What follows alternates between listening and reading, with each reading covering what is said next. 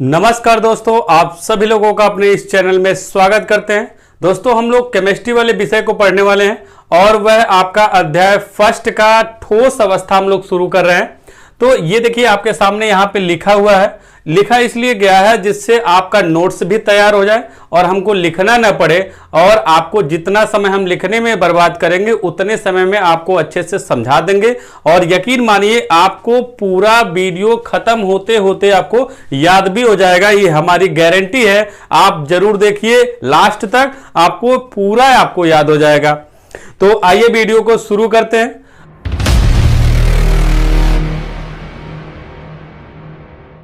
हम लोगों का यहां पे देखिए आपका ठोस अवस्था क्या होता है, इसके बारे में जान लेते हैं। पहले एक बार ध्यान से देख लीजिए, नोट अभी कर लीजिएगा। अभी आपको हम समय देंगे, स्क्रीनशॉट ले लीजिएगा, स्क्रीनशॉट लेके नोट कर डालिएगा। पहले आप समझ लीजिए, उसके बाद आप लिखिएगा। देखिए आपका ठोस अवस्था, ठोस अवस्था आप लोग शुरू से ही पढ़ते हुए आ रहे हैं। ठोस होता क्या है आपका यहाँ पे है कि वह पदार्थ जिसका आकार और आयतन दोनों निश्चित होता है ठोस अवस्था कहलाता है। ये आपका शुरू का ही आपका ये परिभाषा, सिंपल परिभाषा, ठोस अवस्था कहेंगे किसको, कि वह पदार्थ जिसका आकार और आयतन दोनों निश्चित होता है ठोस पदार्थ कहलाता है या ठोस अवस्था कहलाता है। ये देखिए आपका जो मार्कर है ये आपका ठोस अवस्था में ही आता है। ये जो आपका डस्टर है ये डस्टर ही भी आपका ठोस अवस्था में ही आता है। तो यानी इसका आपका एक आकार है, इतना बड़ा आपका डस्टर है, इसका कोई आयतन यानी जहां रखेंगे वो आपका स्थान ग्रहण कर लेगा। तो आपका जिसका आकार और आयतन दोनों निश्चित होता है आपका, उसको क्या बोला जाएगा, ठोस अवस्था कहा जाएगा। आगे आपका है ठोस पदार्थ के जो कण होते हैं एक निश्चित बिंदुओं पर स्थित होते हैं और अपने ही बिंदुओं के इधर उधर कंपन करते हैं। यानी जो ठोस पदार्थ है वह छोटे छोटे कणों से मिलकर बना होता है। तो वह छोटे छोटे जो कण होते हैं अपने ही बिंदु पे आपके स्थित होते हैं। जैसे मान लीजिए हम खड़ा हो गए, अब यहां से हिले ही ना, तो वो आपका क्या होगा, मान लीजिए एक हम आपके पदार्थ है, उस पदार्थ का एक मान लीजिए कण हो गए।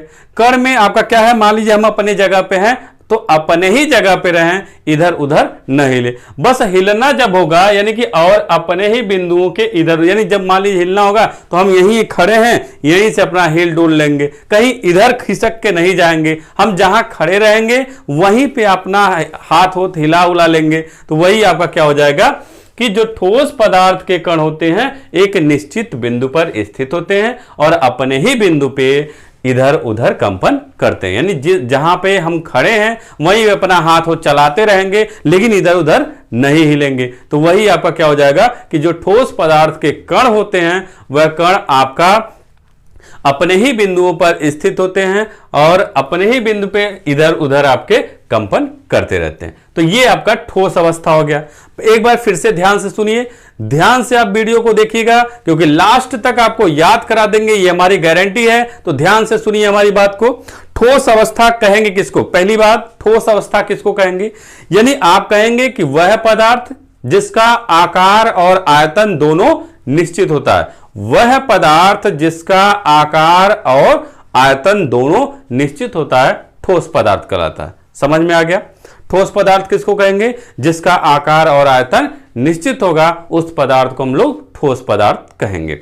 अब आपका आगे है कि जो ठोस पदार्थ हैं उनके जो कण होते हैं एक निश्चित बिंदु पर ही आपके स्थित होते हैं, एक निश्चित बिंदु पे ही स्थित होते हैं और अपने ही बिंदुओं के इधर उधर कंपन करते हैं। यानी जो ठोस पदार्थ के कण होंगे, जैसे मान लीजिए ये मार्कर बना है, यह मार्कर छोटे छोटे कणों से मिलकर बना है। यानी जो ठोस पदार्थ को यदि हमको बनाना होगा तो उन ठोस पदार्थों को जैसे छोटे छोटे ऐसे कणों से मिला के हम लोग बना रहे हैं। तो ये जो ठोस पदार्थ आपके बने हुए हैं ये,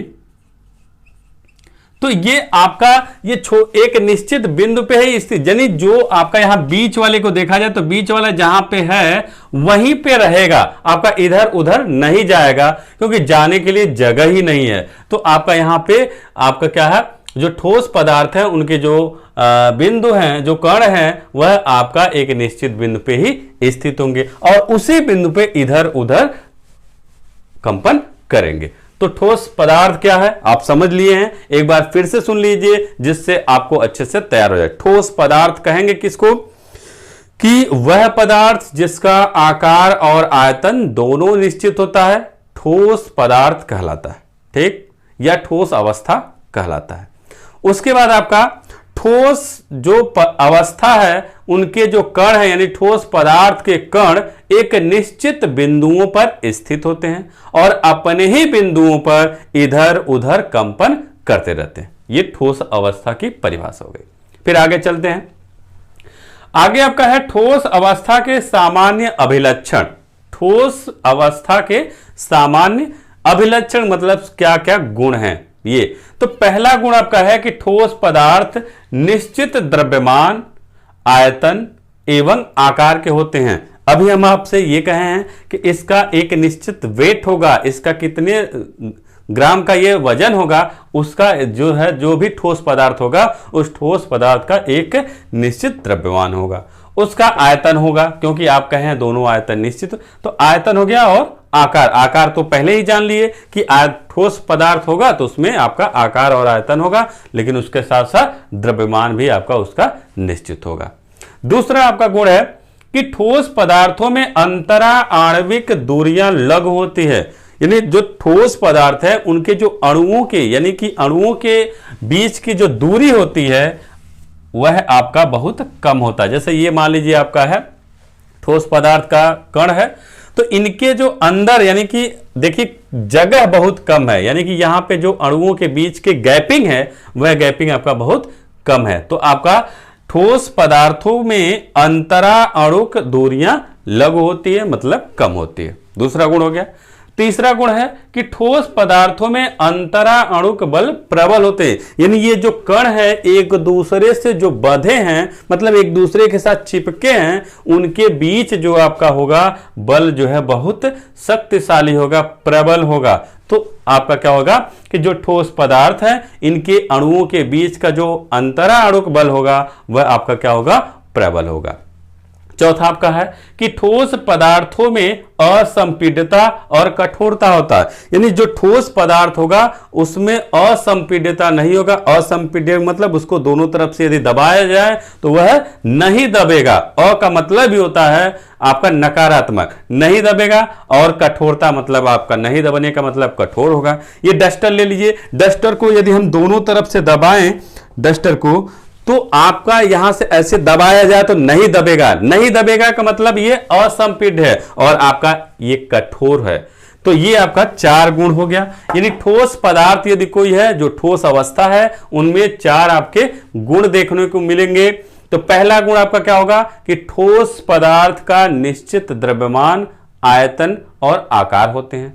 ठोस पदार्थ के क्या क्या निश्चित होते हैं, द्रव्यमान, आयतन और आकार निश्चित होते हैं। दूसरा, ठोस पदार्थों के अंतरा अणुक यानी ठोस पदार्थों में अंतरा अणुक दूरियां लघु होती है, कम होती है। ठोस पदार्थों में अंतरा अणुक दूरियां जो है क्या है, कम होती है। तीसरा आपका है कि ठोस पदार्थों में अंतरा अणुक बल क्या होते हैं, प्रबल होते हैं। और चौथा है कि ठोस पदार्थों में असंपीड्यता और कठोरता होता है। ये आपके 4 गुण हो गए। तो 4 गुण ध्यान से सुन लीजिए, एक बार फिर से सुन लीजिए कि ठोस पदार्थ में क्या क्या निश्चित होगा। ठोस पदार्थ में आपका द्रव्यमान, आयतन और आकार निश्चित होगा। दूसरा आपका होगा कि ठोस पदार्थों में जो अंतरा अणुक दूरी होगी वह क्या होगी, लघु होगी। जो तीसरा होगा कि ठोस पदार्थों में जो अंतरा अणुक बल होगा वह आपका क्या होगा, प्रबल होगा। जो आपका चौथा है कि ठोस पदार्थों में असंपीड्यता और आपका कठोरता होता है। ये आपके 4 गुण हो गए। फिर आगे चलते हैं ठोस अवस्था के प्रकार। ठोस अवस्था मुख्यतः 2 प्रकार के होते हैं। पहला क्रिस्टलीय ठोस, दूसरा अक्रिस्टलीय ठोस। यहां तक आप स्क्रीनशॉट ले लीजिए, इसको आप नोट कर लीजिएगा। यहां पे स्क्रीनशॉट लेके आप इसको नोट कर लीजिएगा। अब एक बार फिर से इतना हम लोग फिर से एक बार देख लेते हैं। इतना आपका क्या है, अब आप नोट कर लिए होंगे। नोट करने के बाद आप ध्यान से सुनिए, हमारी बात को सुनिए। उसके बाद क्या होगा, ठोस अवस्था, आप एक बार हमारे साथ बोलते भी रहिएगा, हम जो पूछेंगे आप खुद बोल सकते हैं, खुद दिमाग में सेट करिए कि क्या आपका परिभाषा है, क्या आपका है। पहला आपका क्या है, ऊपर शुरू सबसे पहले आपका ठोस अवस्था, आप देखते भी रहिएगा। ठोस अवस्था है, ठोस अवस्था में आपका क्या क्या निश्चित होता है, आयतन और आकार। तो शुरू में परिभाषा जब बोलेंगे कि वह पदार्थ जिनका क्या क्या निश्चित हो, आयतन और आकार, जिसका आकार और आयतन दोनों निश्चित हो, उसको क्या बोला जाएगा, ठोस अवस्था कहा जाएगा। ठोस अवस्था की परिभाषा एक बार फिर से, वह पदार्थ जिसका आकार और आयतन दोनों निश्चित होता है, क्या कहा जाएगा, ठोस अवस्था कहा जाएगा। जो ठोस अवस्था है उनके जो कण होते हैं एक निश्चित बिंदुओं पर ही स्थित होते हैं, यानी जो ठोस पदार्थ हैं उनके जो कण होंगे वह आपका कहां पे स्थित होंगे, एक निश्चित बिंदुओं पर ही स्थित होंगे और अपने ही बिंदुओं के इधर उधर क्या करेंगे, कंपन करेंगे, अपने ही बिंदुओं पर इधर उधर कंपन करते रहते हैं। ठीक है, यहां तक। फिर उसके बाद आपका जो ठोस अवस्था है उनके सामान्य अभिलक्षण क्या है। पहला अभिलक्षण आपको पता है कि जो ठोस पदार्थ है उनकी जो निश्चित द्रव्यमान, आयतन और आकृति होती है। दूसरा आपका है ठोस पदार्थों में अंतरा अणुक दूरियां कम होती हैं, मतलब लघु होती हैं। तीसरा आपका है कि ठोस पदार्थों में अंतरा अणुक बल क्या होता है, प्रबल होता है। चौथा आपका है कि ठोस पदार्थों में क्या है, असंपीड्यता और कठोरता होता है। और ठोस पदार्थ के प्रकार दो प्रकार के होते हैं, क्रिस्टलीय ठोस और अक्रिस्टलीय ठोस। अब हम लोग आ जाते हैं क्रिस्टलीय ठोस क्या होता है और अक्रिस्टलीय ठोस क्या होता है। आप वीडियो को पूरा लास्ट तक देखिएगा, जरूर याद हो जाएगा, और याद हो जाए तो एक बार कमेंट करके जरूर हमको बताइए कि आपको हमारा ये वीडियो कैसा लग रहा है, और शेयर भी कर दीजिएगा जिससे सभी लोग जुड़ सके। जितने अधिक लोग होंगे उतने अच्छे से हम आपको वीडियो और बढ़िया से और जल्दी जल्दी वीडियो बना के देते रहेंगे, तो आप लोग शेयर जरूर कर दीजिएगा। अब आइए क्रिस्टलीय ठोस के बारे में बात कर लेते हैं। क्रिस्टलीय ठोस, क्रिस्टल का मतलब ठोस का ही एक रूप है जिसको हम लोग ठोस कहते हैं, सीधे सीधे ठोस ही कहते हैं, लेकिन क्रिस्टल का मतलब जिसको हम लोग देख सकते हैं, जिसका ये आप जिसको कह सकते हैं कि ये जो आपका डस्टर है छोटे छोटे आपके क्रिस्टलों से, छोटे छोटे कणों से मिलकर बना है। तो देखिए यहां पे क्या है, क्रिस्टलीय ठोस लघु क्रिस्टलों की अत्यधिक संख्या से बना है। लघु क्रिस्टल मतलब छोटे छोटे कणों की संख्या से, अधिक संख्या से मिलकर बना होता है। उनमें प्रत्येक का निश्चित ज्यामितीय आकार होता है, यानी कि जो उनकी आकृति होती है, जो आपका आकार होता है, जैसे मान लीजिए ये आपका जो है, ये जो डस्टर बना है इसका कोई एक ज्यामितीय आकार है, यानी कि जो आपके इनके कण होंगे इनकी भी तो कोई ना कोई आपकी ज्यामिति होगी कि किस तरह से है, 2D में है कि 3D में है, कि किस रूप में आपका किस आकार में है, ये आपका क्या होता है, इसका निश्चित होता है। अब देखिए इन ठोसों के अवयवी कण, इन ठोस जो ठोस आपके बने हैं उनके जो अवयव हैं, उनके जो कण हैं वह किन किन कैसे कैसे होते हैं, यानी अवयवी कण का मतलब परमाणु भी हो सकते हैं, अणु भी हो सकते हैं और आयन भी हो सकते हैं। तो इनके अवयवी कणों का क्रम जो होता है क्या होता है, व्यवस्थित होता है। इनके जो परमाणु होते हैं, जो अणु होते हैं, जो आयन होते हैं, एक आपके व्यवस्था में होते हैं, मतलब इधर उधर अस्त व्यस्त नहीं होते हैं, एक लाइन से होते हैं, एक क्रम में होते हैं। तथा इनकी 3 विमाओं में पुनरावृत्ति होती है। 3 विमाओं मतलब 3D, 3 डायमेंशनल, मतलब उभरा हुआ आपकी इसकी आकृति होगी, जैसे आपका ये उभरा हुआ आकृति होता है। फिर इस क्रिस्टल में दीर्घ परासी व्यवस्था होती है। क्रिस्टलीय पदार्थ का एक निश्चित व स्पष्ट गलनांक होता है, यानी कि आपका ये गलाया जा सकता है, इसको जलाया जा सकता है, पिघला सकते हैं इसको। तो आपका देखिए ठोस, क्रिस्टलीय ठोस क्या है इसके बारे में जान लेते हैं। पहला आपका क्रिस्टलीय, इसको पॉइंट वाइज हम तोड़ देते हैं। देखिए आपका यहां पे इसको ले देते हैं यहां तक कि जो क्रिस्टलीय ठोस है, लघु क्रिस्टलीय जो आपके क्रिस्टल हैं उनकी अत्यधिक संख्या से मिलकर बना होता है। देखिए क्रिस्टलीय ठोस लघु क्रिस्टलों की अत्यधिक संख्या से बना होता है। यानी जो क्रिस्टल बनाना है वह आपके छोटे वाले जो क्रिस्टल है उन छोटे छोटे क्रिस्टलों की सबसे अधिक मात्रा ले ली जाए और उनसे मिला के बनाया जाए तो वह आपका क्या होगा, क्रिस्टलीय ठोस हो जाएगा। उनमें प्रत्येक का निश्चित ज्यामिति होता है, यानी कि जो आपका लघु छोटा वाला क्रिस्टल है उसकी कोई एक ज्यामिति होती है। यानी एक बार फिर से, क्रिस्टलीय ठोस लघु क्रिस्टलों की अत्यधिक संख्या से बना है और इनमें प्रत्येक का निश्चित ज्यामिति आकार होता है। इन ठोसों के अवयवी कण जैसे मान लीजिए आपका परमाणुओं, अणुओं अथवा आयनों का क्रम जो है क्या होता है, व्यवस्थित होता है। इन ठोस के जो अवयव हैं, इनकी जो व्यवस्था है वह आपका क्या होता है, आपका एक निश्चित ढंग से व्यवस्थित होती है तथा इनकी 3 विमाओं में पुनरावृत्ति, यानी कि ये 3D डायमेंशन में फैले होते हैं, ये 3 डायमेंशन में निरूपित होते हैं। इन क्रिस्टलों में दीर्घपरासी होता है, यानी कि ये क्रिस्टल जो है बहुत बड़े से बड़े रूप में बनाया जा सकता है। क्रिस्टलीय पदार्थ का एक निश्चित व स्पष्ट गलनांक होता है। तो एक बार फिर से ध्यान से सुनिए, क्रिस्टल किससे बना है, पहले ये सुनिए, एक एक स्टेप में तोड़ लेते हैं। क्रिस्टल किससे बना है, तो क्रिस्टल जो है लघु क्रिस्टलों के अत्यधिक संख्या से मिलकर बना है। इनकी आकृति कैसी है, इनकी एक निश्चित ज्यामिति आकृति होती है।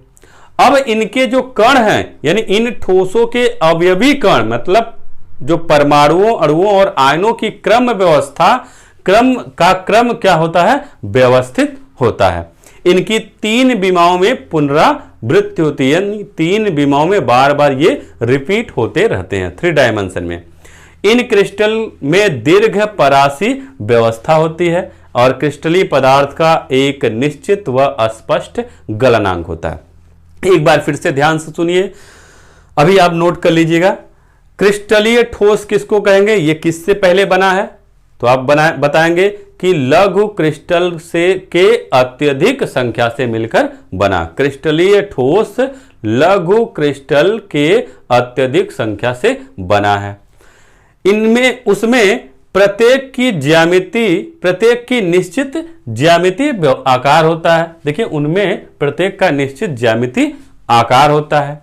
इन ठोसों के अवयवी कण में क्या क्या आते हैं, परमाणु आते हैं, अणु आते हैं और आयन। इनका क्रम जो है आपका व्यवस्थित होता है, तथा इनकी 3 विमाओं में पुनरावृत्ति होती है। इन क्रिस्टल में दीर्घ परासी व्यवस्था होती है और इन क्रिस्टलीय पदार्थ का एक निश्चित व स्पष्ट गलनांक होता है, यानी इसको गलाया जाए, यानी जो भी क्रिस्टल होगा उस क्रिस्टल को हम लोग पिघला सकते हैं, गला सकते हैं। अब उदाहरण देखते हैं। अधिकांश ठोस तत्व व यौगिक क्रिस्टलीय ठोस, यानी जितने भी ठोस तत्व हैं, जो यौगिक हैं, तत्व और यौगिक हैं, वो सब क्रिस्टलीय ठोस में आते हैं। साधारण नमक आपको पता है, सुक्रोज का मतलब चीनी, कार्बन में आपका हीरा और डायमंड। कार्बन यदि है तो मान लीजिए आपका उदाहरण में हीरा और डायमंड भी बोला जा सकता है। ग्रेफाइट, हीरा कहिए या डायमंड कहिए या ग्रेफाइट कहिए, ये 2 चीज कार्बन में आता है। क्वार्टज, कापर, सिल्वर व अन्य ठोस धातु और बर्फ, ये सब क्या है, क्रिस्टलीय ठोस में आते हैं। तो क्रिस्टलीय ठोस में जितने भी आपके तत्व और यौगिक होंगे ठोस रूप में, वो सब आपके क्रिस्टल में आएंगे। जैसे साधारण नमक हो गया, आपका चीनी हो गया, कार्बन के जो रूप हैं वह आपका डायमंड, हीरा और ग्रेफाइट, क्वार्टज, कापर और सिल्वर और बर्फ आपका अन्य ठोस धातु, ये सब आपके क्रिस्टल के उदाहरण हैं। अब आपका अक्रिस्टलीय ठोस किसको कहा जाएगा, अब ये लिखे हैं, आप कहे हैं ऐसे द्रव जिनको आप, जो क्रिस्टल है, क्रिस्टल का मतलब ठोस का रूप और अ का मतलब जो ठोस का रूप न हो। देखिए आपका ऐसे द्रव जिनको ठंडा करने पर ठोस अवस्था में आते हैं तो क्रिस्टल नहीं बनाते, ये ठोस रूप में तो आ जाते हैं लेकिन क्रिस्टल का रूप नहीं बनाते हैं, यह अक्रिस्टलीय ठोस कहलाता है। अक्रिस्टलीय ठोस किसको कहा जाएगा कि ऐसे द्रव जिनको ठंडा करने पर क्रिस्टल जिनको ठंडा करने पर ठोस अवस्था में आते हैं तो क्रिस्टल नहीं बनाते हैं, यह अक्रिस्टलीय ठोस कहलाता है। इन ठोसों के अवयवी कण जैसे परमाणुओं, अणुओं अथवा आयनों की व्यवस्था केवल लघु परासी होती है। यहां पे आप क्या बोले हैं, दीर्घ परासी बोले थे, तो यहां पे आपका क्या होगा, लघु परासी होती है। इनकी कोई ज्यामिति आकृति नहीं होती है, और यहां पे आप बोल रहे थे इनकी एक निश्चित ज्यामिति आकृति होती है। अक्रिस्टलीय ठोस में कोई आंतरिक व्यवस्था नहीं होता, यानी अंदर जो है उसकी व्यवस्था कोई नहीं होती है कि कोई रूप धारण कर सके। अक्रिस्टलीय ठोस का कोई निश्चित व स्पष्ट गलनांक नहीं होता, यानी जो आपका क्रिस्टलीय ठोस है उसी का उल्टा आपका क्या है, अक्रिस्टलीय ठोस है। तो आपसे मान लीजिए कभी कभी अंतर भी पूछा जा सकता है कि क्रिस्टलीय ठोस और अक्रिस्टलीय ठोस का अंतर बताइए, विभेद बताइए, तो भी आप इस दोनों का उपयोग करते हुए लिख सकते हैं। यानी जो क्रिस्टलीय ठोस है और जो अक्रिस्टलीय ठोस है उनमें आप अंतर बता सकते हैं। तो अक्रिस्टलीय ठोस किसको कहा जाएगा, ऐसे द्रव जिनको ठंडा करने पर क्या हो, ठोस अवस्था में तो आ जाते हैं लेकिन आपका क्रिस्टल नहीं बनाते, अक्रिस्टलीय ठोस कहलाते हैं। ऐसे इन ठोसों के जो अवयवी कण हैं इनके कोई आपकी जो व्यवस्था होती है वो लघु परासी होती है, इनकी कोई ज्यामिति आकृति निश्चित नहीं होती है। जो ठोस अक्रिस्टलीय ठोस में कोई आंतरिक व्यवस्था भी आपका नहीं होता है, और अक्रिस्टलीय ठोस का एक निश्चित व स्पष्ट गलनांक भी आपका नहीं होता है। और उदाहरण के तौर पे आपका कांच, रबर, मोम, बटर, प्लास्टिक, स्टार्च आदि ये आपके अक्रिस्टलीय ठोस है। अब देखिए यहां पे कभी कभी आपसे पूछ देता है ये क्वार्टज कह रहा और यहां पे क्वार्टज द्रव कह दे तो आपका क्या होगा, क्वार्टज सिंपल क्वार्टज कहेगा तो अक्रिस्टलीय होगा और क्वार्टज द्रव कहेगा तो अक्रिस्टलीय कहा जाएगा। तो ये हम लोगों का क्रिस्टलीय और अक्रिस्टलीय के बारे में परिभाषा हो गया।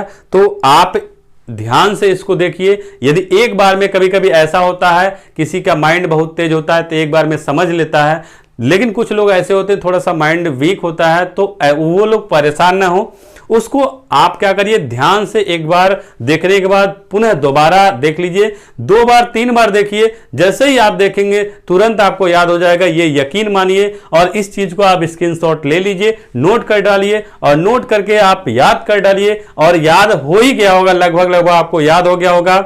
अभी शुरुआत है, अभी आप लोगों को दिक्कत होगा, लेकिन धीरे धीरे आप देखिएगा आपको एक बार में ही आपको याद हो जाएगा, ये हमारा यकीन मानिए और 100% गारंटी है आपको याद हो जाएगा। तो आप लोग इसको नोट कर डालिए और कमेंट करके बताइए कि आपको हमारा ये वीडियो कैसा लगा। और बस आज के लिए इतना ही, अगले वीडियो में पुनः उपस्थित होंगे। तो बस नमस्कार दोस्तों।